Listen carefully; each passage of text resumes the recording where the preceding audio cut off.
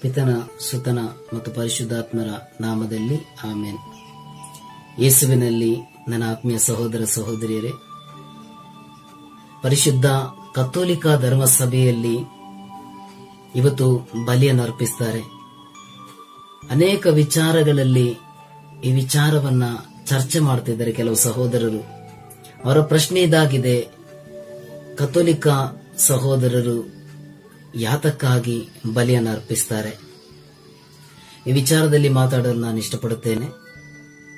ಕಥೋಲಿಕರು ಬಲಿ ಅರ್ಪಿಸುವುದು ಯಾಕೆ? ಈ ವಿಷಯವನ್ನು ತೆಗೆದುಕೊಂಡು ಈ ಸಮಯದಲ್ಲಿ ನಾನು ಈ ವಿವರಣೆಯನ್ನು ಕೊಡಲು ಇಷ್ಟಪಡುತ್ತೇನೆ. ಕಥೋಲಿಕ ಧರ್ಮಸಭೆ ಯಾವ ರೀತಿಯಾಗಿ ಈ ವಿವರವನ್ನು ತಿಳಿಸುತ್ತದೆ ಮತ್ತು ಇದರ ಉದ್ದೇಶವೇನೆಂಬುದಾಗಿ ತಿಳಿಸುತ್ತದೆ, ಇದನ್ನು ನಾವು ನೋಡೋಣ. ಇದರ ವಿರುದ್ಧವಾಗಿ ವಾದ ಮಾಡುವವರು ಈ ವಾಕ್ಯವನ್ನು ತೆಗೆದುಕೊಂಡಾಗಿದೆ ವಾದ ಮಾಡುವಂಥದ್ದು. ಆ ವಾಕ್ಯವಾಗಿದೆ ಇಬ್ರಿಯರಿಗೆ ಬರೆದ ಪತ್ರ 9ನೇ ಅಧ್ಯಾಯ 26ನೇ ವಾಕ್ಯ. ಪಾಪ ನಿವಾರಣೆ ಮಾಡಬೇಕೆಂಬ ಉದ್ದೇಶದಿಂದ ಒಮ್ಮೆಗೆ ತಮ್ಮನ್ನು ತಾವೇ ಬಲಿ ಅರ್ಪಿಸಿ ಸಮರ್ಪಿಸಿಕೊಳ್ಳಲೆಂದು ಯೇಸು ಪ್ರತ್ಯಕ್ಷರಾದರು. ಆ ವಾಕ್ಯವನ್ನು ಹೇಳುವಂಥದ್ದು ಯೇಸು ಏಕಬಲಿಯಾಗಿದ್ದಾರೆ. ಖಂಡಿತವಾಗಿಯೂ ಯೇಸು ಏಕಬಲಿಯಾಗಿದ್ದಾರೆ. ಹಾಗಾದರೆ ಇನ್ನೊಂದು ಬಲಿ ಅರ್ಪಿಸುವುದು ಯಾಕೆ? ಈ ವಿಚಾರವಾಗಿ ಮಾತಾಡೋಣ. ಸಭಾಪಿತರಾದಂತ ಸಂತ ಬೆಸಿಲ್ದವರು ಹೀಗೆ ಹೇಳ್ತಾರೆ, ವಿಶ್ವಾಸಿಗಳು ಪ್ರತಿದಿನ ದಿವ್ಯ ಬಲಿಯನ್ನ ಅರ್ಪಿಸಿ ಯೇಸು ಕ್ರಿಸ್ತರ ಶರೀರ ಮತ್ತು ರಕ್ತವನ್ನ ಭುಜಿಸಿ ಆಶೀರ್ವಾದವನ್ನ ಪಡೆಯಬೇಕು. ವಿಶ್ವಾಸಿಗಳು ಪ್ರತಿದಿನವೂ ದಿವ್ಯ ಬಲಿಯನ್ನ ಅರ್ಪಿಸಿ ಯೇಸು ಕ್ರಿಸ್ತರ ಶರೀರ ಮತ್ತು ರಕ್ತವನ್ನ ಭುಜಿಸಿ ಆಶೀರ್ವಾದವನ್ನ ಪಡೆಯಬೇಕು.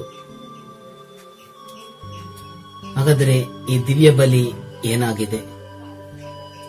ಈ ದಿವ್ಯ ಬಲಿಗೆ ಗ್ರೀಕ್ ಭಾಷೆಯಲ್ಲಿ ಯೂಕರಿಸ್ಟಿಯಾ ಹಾಗೂ ಆಂಗ್ಲ ಭಾಷೆಯಲ್ಲಿ ಯೂಕರಿಸ್ಟ್ ಎನ್ನುತ್ತಾರೆ.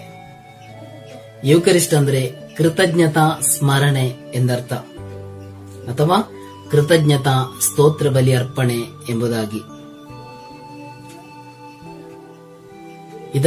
ಈ ದಿವ್ಯ ಬಲಿಯನ್ನ ಕಥೋಲಿಕ ಸಭೆಯಲ್ಲಿ ಕ್ರಮಕರಿಸಿದವರು ಆದಿಸಭೆಯ ಸಂತ ಥೋಮಸ್ ಇವರ ಶಿಷ್ಯರಾದಂತ ಸಂತ ಆದಾಯ್ ಮತ್ತು ಅವರ ಶಿಷ್ಯರಾದಂತ ಸಂತ ಮಾರಿ ಎಂಬವರು. ಈ ಬಲಿಯಲ್ಲಿ 2 ವಿಧಗಳಿದೆ. ಒಂದು ರಕ್ತರಹಿತ ಬಲಿ, ಮತ್ತೊಂದು ರಕ್ತ ಸಹಿತ ಬಲಿ.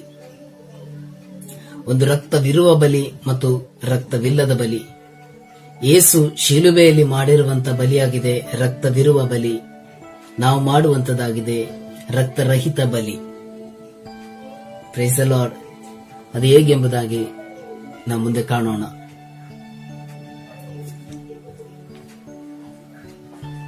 ಲೂಕನ ಸುವಾರ್ತೆ 22ನೇ ಅಧ್ಯಾಯ 14ರಿಂದ 20ರವರೆಗಿನ ವಾಕ್ಯವನ್ನು ಧ್ಯಾನ ಮಾಡೋಣ. ನಿಶ್ಚಿತ ಸಮಯ ಬಂದಾಗ ಯೇಸು ಸ್ವಾಮಿ ಶಿಷ್ಯರ ಸಮೇತ ಊಟಕ್ಕೆ ಕುಳಿತರು. ಆಗ ಅವರು ಶಿಷ್ಯರಿಗೆ, ನಾನು ಯಾತನೆಯನ್ನು ಅನುಭವಿಸುವುದಕ್ಕಿಂತ ಮುಂಚೆ ನಿಮ್ಮೊಡನೆ ಈ ಪಾಸ್ಕ ಭೋಜನವನ್ನು ಮಾಡಲು ಬಹಳ ಅಪೇಕ್ಷೆಯಿಂದ ಎದುರು ನೋಡುತ್ತಿದ್ದೇನೆ. ದೇವರ ಸಾಮ್ರಾಜ್ಯದಲ್ಲಿ ಇದು ಪೂರ್ಣ ಅರ್ಥವನ್ನು ಪಡೆಯುವ ತನಕ ನಾನಿದನ್ನ ಇನ್ನು ಭುಜಿಸುವುದೇ ಇಲ್ಲವೆಂದು ನಿಮಗೆ ಸತ್ಯವಾಗಿ ಹೇಳುತ್ತೇನೆಂದರು. ಅನಂತರ ಯೇಸು ಪಾನಪಾತ್ರೆಯನ್ನ ತೆಗೆದುಕೊಂಡು ದೇವರಿಗೆ ಕೃತಜ್ಞತಾ ಸ್ತೋತ್ರವನ್ನ ಸಲ್ಲಿಸಿ, ಇದನ್ನು ತೆಗೆದುಕೊಂಡು ನಿಮ್ಮಲ್ಲಿ ಹಂಚಿಕೊಳ್ಳಿರಿ. ದೇವರ ಸಾಮ್ರಾಜ್ಯ ಬರುವ ತನಕ ಇನ್ನು ನಾನು ದ್ರಾಕ್ಷರಸವನ್ನ ಕುಡಿಯುವುದಿಲ್ಲವೆಂದು ನಿಮಗೆ ಹೇಳುತ್ತೇನೆ. ಬಳಿಕ ರೊಟ್ಟಿಯನ್ನು ತೆಗೆದುಕೊಂಡು ದೇವರಿಗೆ ಕೃತಜ್ಞತಾ ಸ್ತೋತ್ರವನ್ನ ಸಲ್ಲಿಸಿ ಅದನ್ನು ಮುರಿದು ಶಿಷ್ಯರಿಗೆ ಕೊಡುತ್ತಾ, ಇದು ನಿಮಗೆ ಒಪ್ಪಿಸಲಾಗಿರುವ ನನ್ನ ಶರೀರ, ನನ್ನ ಸ್ಮರಣೆಗಾಗಿ ಇದನ್ನ ಮಾಡಿರಿ ಎಂದರು. ಅಂತೆಯೇ ಊಟವಾದ ಮೇಲೆ ಪಾನಪಾತ್ರೆಯನ್ನ ತೆಗೆದುಕೊಂಡು, ಈ ಪಾತ್ರೆಯು ನಿಮಗಾಗಿ ಸುರಿಸಲಾಗಿರುವ ನನ್ನ ರಕ್ತದಿಂದ ಮುದ್ರಿತವಾದ ಹೊಸ ಒಡಂಬಡಿಕೆ ಎಂದರು. ದೇವರ ವಾಕ್ಯವಿದು. ನಮ್ಮ ಕರ್ತರಾದ ದೇವರಿಗೆ ಕೃತಜ್ಞತೆ ಸ್ತೋತ್ರ ಸಲ್ಲಲಿ. Praise the lord. Hallelujah. Hallelujah. ಈ ವಾಕ್ಯದಲ್ಲಿ ಯೇಸು 2 ಬಾರಿ ಪಾನ ಪಾತ್ರೆಯನ್ನ ತೆಗೆದುಕೊಂಡದ್ದಾಗಿ ವಿವರಿಸುತ್ತದೆ. ಒಂದನೆಯದು 17ನೇ ವಾಕ್ಯ, ಅನಂತರ ಯೇಸು ಪಾನ ಪಾತ್ರೆಯನ್ನ ತೆಗೆದುಕೊಂಡು ದೇವರಿಗೆ ಕೃತಜ್ಞತಾ ಸಲ್ಲಿಸಿ ಎಂಬುದಾಗಿದೆ. ಎರಡನೇದಾಗಿ 20ನೇ ವಾಕ್ಯ, ಅಂತೆಯೇ ಊಟವಾದ ಮೇಲೆ ಪಾನ ಪಾತ್ರೆಯನ್ನ ತೆಗೆದುಕೊಂಡು ಈ ಪಾತ್ರೆ ನಿಮಗಾಗಿ ಸುರಿಸಲಾಗಿರುವ ನನ್ನ ರಕ್ತದಿಂದ ಮುದ್ರಿತವಾದ ಹೊಸ ಒಡಂಬಡಿಕೆ ಎಂಬುದಾಗಿ ಹೇಳಿದೆ. ಯಾತಕ್ಕಾಗಿ ಇದು 2 ಬಾರಿ ಎಂಬುದಾಗಿ ನಾವಿಲ್ಲಿ ಕಾಣುತ್ತೇವೆ. ಶುಭ ಸಂದೇಶದಲ್ಲಿ ಅನೇಕ ವಾಕ್ಯಗಳು ಸಂಪೂರ್ಣವಾಗಿ ಬರೆಯಲ್ಪಡಲಿಲ್ಲ. ಯಾವುದು ನಮಗೆ ಅಗತ್ಯವಿದೆಯೋ ಆ ವಿಚಾರದಲ್ಲಿ ಮಾತ್ರವಾಗಿದೆ ಇದರಲ್ಲಿ ಬರೆಯಲ್ಪಟ್ಟಿರುವಂತದ್ದು.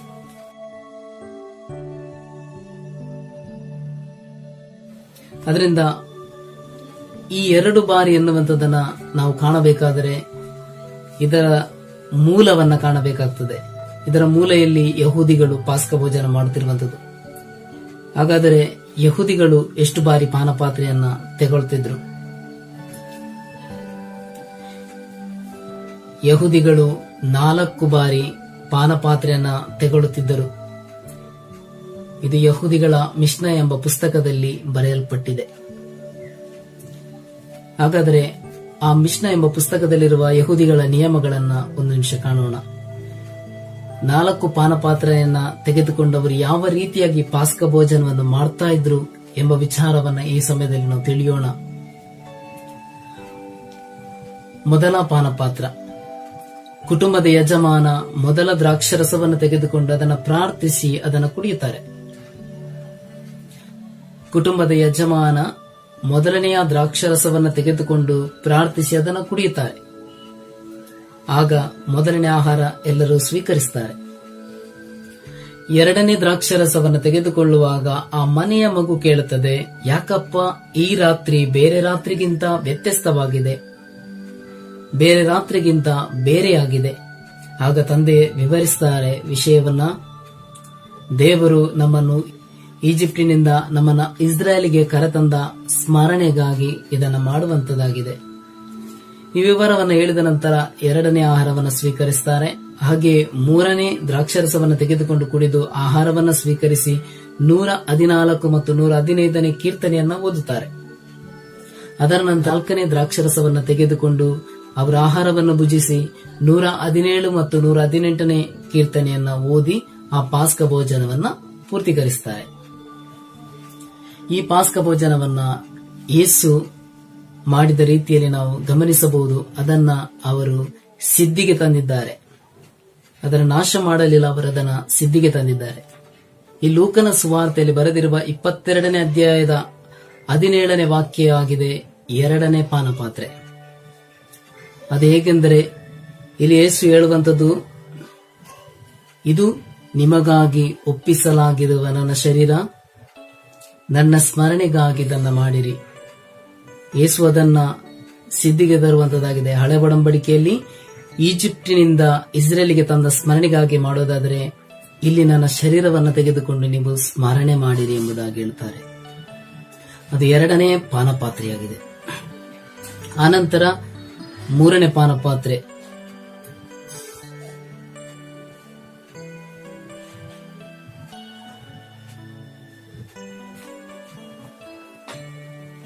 ಅನಂತರ ನಾವು ಓದುವಂಥದ್ದು 20ನೇ ವಾಕ್ಯದಲ್ಲಿ ಅದು 3ನೇ ಪಾನಪಾತ್ರೆ, ಹೊಸ ಒಡಂಬಡಿಕೆ, ಹೊಸತಾದ ಒಂದು ಒಡಂಬಡಿಕೆ ಮಾಡಿರುವಂತದ್ದಾಗಿ ಕಾಣಲ್ಪಡುತ್ತೇವೆ. ಅದು 3ನೇ ಪಾನಪಾತ್ರೆ. ಮಾರ್ಕನ ಸುವಾರ್ತೆ 14ನೇ ಅಧ್ಯಾಯ 25ನೇ ವಾಕ್ಯದಲ್ಲಿ, ನಾನು ದೇವರ ಸಾಮ್ರಾಜ್ಯದಲ್ಲಿ ದ್ರಾಕ್ಷರಸವನ್ನ ಹೊಸದಾಗಿ ಕುಡಿಯುವ ದಿನದವರೆಗೂ ಅದನ್ನಿನ್ನು ಕುಡಿಯುವುದಿಲ್ಲವೆಂದು ನಿಮಗೆ ಸತ್ಯವಾಗಿ ಹೇಳುತ್ತೇನೆ ಎಂದರು. ಬಳಿಕ ಅವರೆಲ್ಲರೂ ಕೀರ್ತನೆ ಹಾಡಿ ಓಲಿವ್ ಗುಡ್ಡಕ್ಕೆ ಹೋದರು. 114 ಮತ್ತು 115ನೇ ಕೀರ್ತನೆ ಹಾಡಿ ಅವರು ಓಲಿವ್ ಗುಡ್ಡಕ್ಕೆ ಹೋದರು. ಪಾಸ್ಕ ಭೋಜನ ಪೂರ್ತಿಯಾಗಲಿಲ್ಲ. ಪಾಸ್ಕ ಭೋಜನ ಪೂರ್ತಿಯಾಗಬೇಕಾದ್ರೆ 4 ಪಾನಪಾತ್ರೆಯನ್ನು ತೆಗೆದುಕೊಳ್ಬೇಕು. ಇಲ್ಲಿ 3 ಪಾನಪಾತ್ರೆಯನ್ನು ತೆಗೆದ ನಂತರ ಅವರ ಆಹಾರವನ್ನು ಭುಜಿಸಿ ಕೀರ್ತನೆ ಹಾಡುವುದರ ಮೂಲಕ ಓಲಿವ್ ಬೆಟ್ಟಕ್ಕೆ ಹೋದ್ರು. ಅದನ್ನ ಬಿಟ್ಟು ಹೋಗಿದ್ದಾರೆ. ಅದಾಗಿದೆ ರಕ್ತರಹಿತ ಬಲಿ, ಸ್ಮರಣೆಗಾಗಿ ಮಾಡಿರುವಂತಹ ಬಲಿ. ಹಾಗಾದ್ರೆ 4ನೇ ಪಾನಪಾತ್ರ ಎಲ್ಲಿದೆ ಅದನ್ನ ಕಾಣೋಣ. ಲೂಕನ ಶುಭ ಸಂದೇಶ 22ನೇ ಅಧ್ಯಾಯ 42ನೇ ವಾಕ್ಯದಲ್ಲಿ 4ನೇ ಪಾನಪಾತ್ರ ವಿಚಾರದಲ್ಲಿ ಯೇಸು ಒಂದು ವಿವರವನ್ನ ಕೊಡುತ್ತಾರೆ. ಅವರಲ್ಲಿಂದ ಗೆತ್ಸೆಮನಿ ತೋಪಿಗೆ ಬಂದು ಪ್ರಾರ್ಥನೆ ಮಾಡುವಂಥದ್ದು. ಪಿತನೇ, ನಿಮಗಿಷ್ಟವಾದರೆ ಈ ಪಾನಪಾತ್ರೆಯನ್ನ ನನ್ನಿಂದ ತೊಲಗಿಸಿರಿ, ಆದರೂ ನನ್ನ ಚಿತ್ತದಂತೆ ಅಲ್ಲ, ನಿಮ್ಮ ಚಿತ್ತದಂತೆ ನೆರವೇರಲಿ. ನನ್ನ ಚಿತ್ತದಂತೆ ಅಲ್ಲ, ನಿಮ್ಮ ಚಿತ್ತವೇ ನೆರವೇರಲಿ. Praise the lord. ಹಲ್ಲೆಲೂಯಾ. ಪ್ರಿಯ ಸಹೋದರರೇ, ಈ 4ನೇ ಪಾನಪಾತ್ರೆಯಾಗಿದೆ ಯೇಸುವಿನ ಶಿಲುಬೆ ಮರಣ, ರಕ್ತ ಸಹಿತ ಬಲಿ, ರಕ್ತ ಇರುವ ಬಲಿ. ಅದನ್ನ ಮತ್ತೆ ನಮಗೆ ಅರ್ಪಿಸಲಿಕ್ಕೆ ಆಗುವುದಿಲ್ಲ. ಅದಾಗಿದೆ ಏಕಬಲಿ. ಶಿಲುಬೆಯಲ್ಲಿ ಅರ್ಪಿಸಿದಾಗಿದೆ ಯೇಸು ಏಕಬಲಿ. ಅದು ನಮಗೆ ಮತ್ತೆ ಮಾಡಲಿಕ್ಕೆ ಆಗೋದಿಲ್ಲ, ಅದು ಅರ್ಪಿಸಲಿಕ್ಕೆ ಆಗೋದಿಲ್ಲ. ಮಾರ್ಕನ ಸುವಾರ್ತೆ 15ನೇ ಅಧ್ಯಾಯ 21ರಿಂದ 23ನೇ ವಾಕ್ಯ, ಅಲ್ಲಿ ರಕ್ತಬೋಳ ಮಿಶ್ರಿತ ದ್ರಾಕ್ಷರಸವನ್ನು ಯೇಸುವಿಗೆ ಕೊಟ್ಟರು, ಆದರೆ ಅದನ್ನವರು ಕುಡಿಯಲಿಲ್ಲ. ಅದರ ಮುಂಚೆ ಅವರಿಗೆ ದ್ರಾಕ್ಷರಸವನ್ನು ಕೊಟ್ಟರು, ಆದರೆ ಕುಡಿಯಲಿಲ್ಲ. ಅವರು ಕುಡಿಯಬೇಕಾದದ್ದು ಶಿಲುಬೆಯಲ್ಲಿ ಆಗಿತ್ತು. ಆದ್ದರಿಂದ ಅವರು ಅದರ ಮುಂಚೆ ಕೊಟ್ಟದನ್ನು ಕುಡಿಯಲಿಲ್ಲ. ಅವರಿಗೆ ಶಿಲುಬೆಯಲ್ಲಿ ಆ ಪಾನಪಾತ್ರೆಯನ್ನು ಕುಡಿದು ಅದನ್ನು ಪೂರ್ತೀಕರಿಸಬೇಕಾಗಿತ್ತು, ಪಾಸ್ಕ ಭೋಜನ. ಅದರಿಂದ ಅದರ ಮುಂಚೆ ಅವರು ಕುಡಿಯಲಿಲ್ಲ. ಯೋಹಾನ ಸುವಾರ್ತೆ 19ನೇ ಅಧ್ಯಾಯ 30ನೇ ವಾಕ್ಯ, ಯೇಸು ಆ ಹುಳಿರಸವನ್ನು ಸೇವಿಸುತ್ತಲೇ ಎಲ್ಲವೂ ನೆರವೇರಿತು ಎಂದು ನುಡಿದು ತಲೆಬಾಗಿ ತನ್ನ ಆತ್ಮವನ್ನ ಒಪ್ಪಿಸಿದರು. Praise the lord. ಆ ಕೊನೆಯ ದ್ರಾಕ್ಷರಸವನ್ನು ಅವರು ಶಿಲುಬೆಯಲ್ಲಿ ಸೇವಿಸುವುದರ ಮೂಲಕವಾಗಿ ತನ್ನ ಆತ್ಮವನ್ನ ಒಪ್ಪಿಸಿಕೊಡುವಂಥದ್ದು. Praise the lord. ಹಲ್ಲೆಲೂಯಾ. ಅದಾಗಿದೆ ರಕ್ತ ಸಹಿತ ಬಲಿ. ಅದನ್ನ ನಾವು ಅರ್ಪಿಸಲಿಕ್ಕಿಲ್ಲ. ಆದರೆ ಯೇಸು ಬಿಟ್ಟು ಹೋದ ಆ ಬಲಿ, ನನ್ನ ಸ್ಮರಣೆಗಾಗಿ ನೀವು ಮಾಡಿರಿ ಎಂಬುದಾಗಿ ಬಿಟ್ಟು ಹೋದ ಬಲಿ, ಅದಾಗಿದೆ ಇವತ್ತು ಅರ್ಪಿಸುತ್ತಿರುವಂಥದ್ದು. ಇದರಲ್ಲಿ ಇನ್ನೊಂದು ವಿಚಾರ ಎಂದರೆ, ನಾಳೆ ಅರ್ಪಿಸುವ ಬಲಿ ನಿಮಗೆ ಮತ್ತೆ ಅರ್ಪಿಸಲಿಕ್ಕೆ ಆಗೋದಿಲ್ಲ. ಆದ ಕಾರಣ ನೀವಿವತ್ತು ಅದನ್ನ ಅರ್ಪಿಸಿರಿ ಎಂಬುದಾಗಿ, ಅದರ ನೆನಪಿಗಾಗಿ, ಅದರ ಸ್ಮರಣೆಗಾಗಿ ಇವತ್ತು ಅರ್ಪಿಸಿರಿ ಎಂಬುದಾಗಿ ಹೇಳಿ ಯೇಸು ಅದರ ಮುಂಚಿನ ದಿನವಾಗಿದೆ ಇದನ್ನ ಸ್ಥಾಪಿಸುವಂಥದ್ದು. ಅದರ ಮುಂಚಿನ ದಿನವಾಗಿದೆ ಸ್ಥಾಪಿಸಿದಂಥದ್ದು. ಅದನ್ನಾಗಿದೆ ಇವತ್ತು ಕಥೋಲಿಕರು ಬಲಿ ಅರ್ಪಿಸುವಂಥದ್ದು. ಈಗ 1 ಕೊರಿಂಥಿ 11ನೇ ಅಧ್ಯಾಯ 26ನೇ ವಾಕ್ಯವನ್ನ ಕಾಣೋಣ. ನೀವು ಈ ರೊಟ್ಟಿಯನ್ನ ಭುಜಿಸಿ ಈ ಪಾತ್ರೆಯಿಂದ ಪಾನ ಮಾಡುವಾಗಲೆಲ್ಲ ಪ್ರಭು ಬರುವ ತನಕ ಅವರ ಮರಣವನ್ನ ಸಾರುತ್ತೀರಿ, ಅವರ ಪುನರಾಗಮನ ತನಕ ಇದನ್ನ ಮಾಡಲಿಕ್ಕೆ ಇದೆ. ಇವತ್ತು ಸಹೋದರಿ, ಬಲಿ ಯಾಕೆ ಅರ್ಪಿಸುವಂಥದ್ದು? ಈ ಶರೀರವನ್ನು ಯಾಕೆ ಭುಜಿಸುವಂಥದ್ದು? ಈ ರಕ್ತವನ್ನ ಯಾಕೆ ಪಾನ ಮಾಡುವಂಥದ್ದು ಕೇಳುವವರಿಗೆ 1 ಕೊರಿಂಥಿ 11ನೇ ಅಧ್ಯಾಯ 26ನೇ ವಾಕ್ಯ ಧ್ಯಾನ ಮಾಡಿರಿ. ನೀವು ಈ ರೊಟ್ಟಿಯನ್ನು ಭುಜಿಸಿ ಈ ಪಾತ್ರೆಯಿಂದ ಪಾನ ಮಾಡುವಾಗಲೆಲ್ಲ ಪ್ರಭು ಬರುವ ತನಕ ಅವರ ಮರಣವನ್ನ ಸಾರುತ್ತೀರಿ. Praise the lord. Hallelujah, hallelujah, hallelujah. ಹಾಗೆ ನನಗೊಂದು ಕಥೋಲಿಕ ಸಭಾದಿಂದ ಒಂದು ಸಿಕ್ಕ ಪುಸ್ತಕದಲ್ಲಿ ಈ ರೀತಿ ಬರೆಯಲ್ಪಟ್ಟಿದೆ, ವಿಶ್ವದಲ್ಲಿ ಅತಿ ಶ್ರೇಷ್ಠವಾದ ಪ್ರಾರ್ಥನೆ ದಿವ್ಯ ಬಲಿ ಅರ್ಪಣೆ.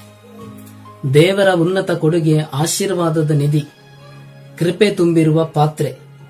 ಭಕ್ತ ವಿಶ್ವಾಸಿಗಳು ಪೂರ್ಣ ಸಿದ್ಧತೆಯಿಂದ ಪಾಲ್ಗೊಳ್ಳುವುದು ಅಗತ್ಯ. ದೇವರ ಅನಂತ ಪ್ರೀತಿ ಮತ್ತು ಕರುಣೆಯನ್ನು ಪಾಪಿ ಮಾನವ ಸವಿಯುವ ಏಕ ಮಾರ್ಗವಾಗಿದೆ ಇದು. ಪ್ರವಾದಿ ಯೋಬನು ತನ್ನ ಮಕ್ಕಳಿಗಾಗಿ ಪ್ರತಿದಿನ ಪ್ರಾರ್ಥಿಸಿ ಬಲಿಯನ್ನ ಅರ್ಪಿಸ್ತಾ ಇದ್ದ. ಯೋಬನ ಗ್ರಂಥ 1ನೇ ಅಧ್ಯಾಯ 5ನೇ ವಾಕ್ಯ. ದಯಾಸಾಗರರಾದ ದೇವರು ಅವನ ದುಸ್ಥಿತಿಯನ್ನು ಹೋಗಲಾಡಿಸಿದರು. ನಾವು ಸಲ್ಲಿಸುವ ಪ್ರಾರ್ಥನೆ, ಅರ್ಪಿಸುವ ದಿವ್ಯ ಬಲಿ ಬಂಗಾರದ ವೇದಿಕೆಯ ಮೇಲೆ. ಪ್ರಕಟಣೆ 8ನೇ ಅಧ್ಯಾಯ 3ನೇ ವಾಕ್ಯ. ಸಕಲ ಸಂತರ ಸಮ್ಮುಖದಲ್ಲಿ ವಾಸ್ತವತೆಯನ್ನು ಕಂಡುಕೊಳ್ಳುತ್ತದೆ. ನಮ್ಮ ಅರ್ಪಣೆಯಿಂದ ಊಹಿಸಲಾರದಷ್ಟು ಆಶೀರ್ವಾದವನ್ನ ಪಡೆಯಬಹುದು. ಹೀಗೆ ವಿಶ್ವಾಸಿಸುವವರು ದೇವರ ಮಹಿಮೆಯನ್ನ ಕಂಡುಕೊಳ್ಳುತ್ತಾರೆ. Price the lord. ಹಲ್ಲೆಲೂಯಾ. ಈ ಬಲಿ ಅರ್ಪಣೆಗೆ ಅಷ್ಟೊಂದು ಪ್ರಾಮುಖ್ಯತೆಯನ್ನು ನಾವು ಕೊಡಬೇಕು. ಈ ಬಲಿ ಅರ್ಪಣೆಗೆ ಅಷ್ಟೊಂದು ನಾವು ಪ್ರಾಮುಖ್ಯತೆಯನ್ನು ಕೊಡಲೇಬೇಕು. ಇದರ ಶ್ರೇಷ್ಠತೆಯ ವಿಚಾರವಾಗಿ ನಾನು ಇನ್ನೊಂದು ಬಾರಿ ಮಾತಾಡ್ತೇನೆ. ಆದರೆ ನನಗೆ ಇಲ್ಲಿ ಬೇಕಾದ ಮುಖ್ಯವಾದ ಮಾತು, ಈ ಬಲಿ ಅರ್ಪಿಸೋದು ಯಾಕೆ ಎನ್ನುವಂತ ಪ್ರಶ್ನೆಗೆ ಉತ್ತರ ಕೊಡಬೇಕಿತ್ತು. ಅದಕ್ಕಾಗಿ ವಿಡಿಯೋವನ್ನು ಮಾಡಿದೆ. ಇನ್ನೊಂದು ವಿಚಾರವನ್ನು ಹೇಳಲಿಕ್ಕೆ ನಾನು ಇಷ್ಟಪಡುತ್ತೇನೆ.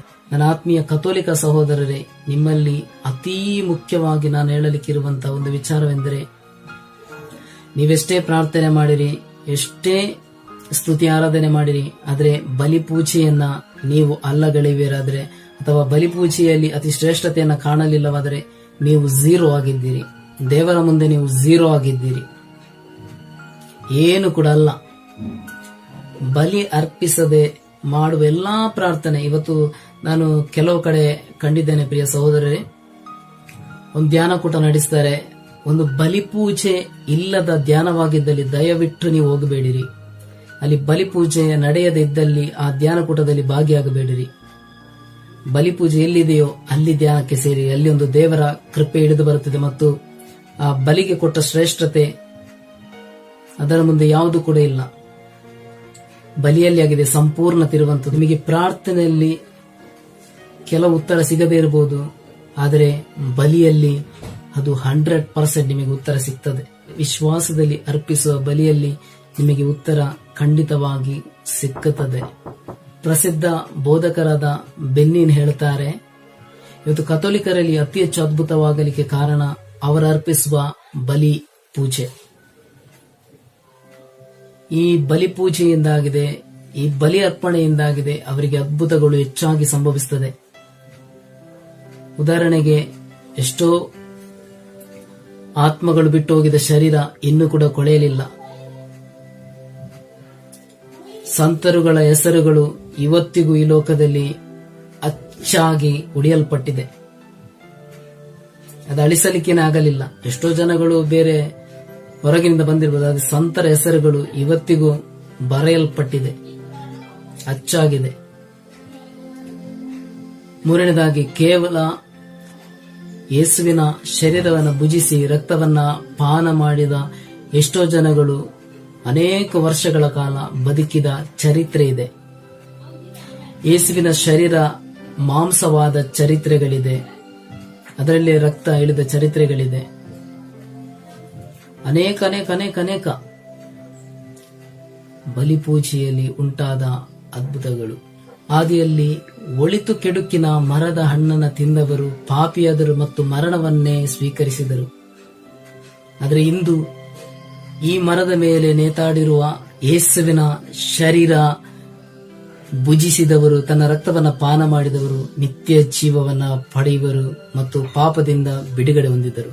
Price the lord, hallelujah. ಇಷ್ಟು ವಿವರವನ್ನ ತಿಳಿಸುತ್ತಾ ಪ್ರಿಯ ಸಹೋದರರೇ, ಇನ್ನು ಮುಂದೆಯೂ ದೇವರ ವಾಕ್ಯಗಳನ್ನ ಅತಿ ಹೆಚ್ಚಾಗಿ ಸಾರಲು, ಅದರ ಮೂಲಕವಾಗಿ ದೇವರ ಕೃಪೆಯನ್ನ ಪಡೆಯಲು ಅನೇಕ ರೀತಿಯ ಕಥೋಲಿಕ ಸಭಾ ವಿಶ್ವಾಸದ ಕೊರತೆಯಾಗಿರುವ ಪ್ರತಿಯೊಬ್ಬರಲ್ಲಿ ವಿಶ್ವಾಸವನ್ನು ಹೆಚ್ಚಿಸಲು ನನ್ನನ್ನು ದೇವರು ನೇಮಿಸಲಿ ಮತ್ತು ಆಶೀರ್ವದಿಸಲಿ.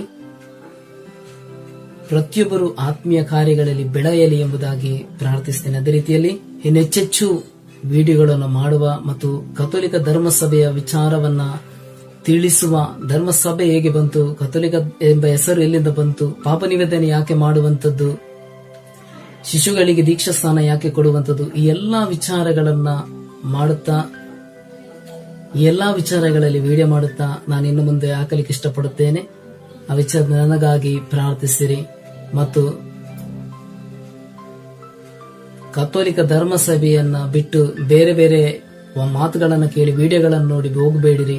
ನಿಮಗೆ ಸಂಶಯವಿದ್ದರೆ, ಕಥೋಲಿಕ ಧರ್ಮಸಭೆಯ ವಿಚಾರದಲ್ಲಿ ಸಂಶಯಗಳಿದ್ದರೆ ನನಗೆ ಕಮೆಂಟ್ ಮಾಡಿರಿ, ನಾನು ಅದಕ್ಕೆ ಉತ್ತರ ಕೊಡಲು ಪ್ರಯತ್ನಿಸ್ತೇನೆ. ತಿಳಿಯದಿದ್ದಲ್ಲಿ ಧರ್ಮಸಭೆಯಿಂದ ಕೇಳಿ ಅದಕ್ಕೆ ಉತ್ತರಿಸ್ತೇನೆ. Praise the lord, hallelujah, hallelujah. ಪಿತನ ಸುತನ ಪರಿಶುದ್ಧಾತ್ಮರ ನಾಮದಲ್ಲಿ ಆಮೆನ್. Price the lord.